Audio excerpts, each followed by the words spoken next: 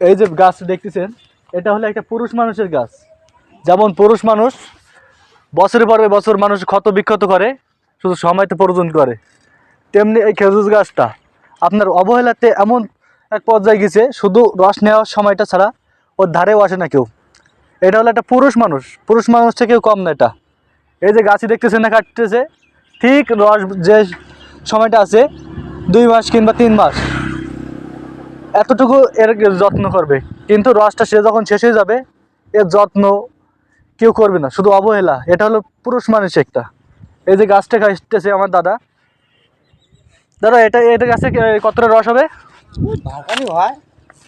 এই যে গাছটা দেখছেন, এতটুকু গাছ আপনার মিনিমাম 1 ভাড়ে মতন রস হইবে।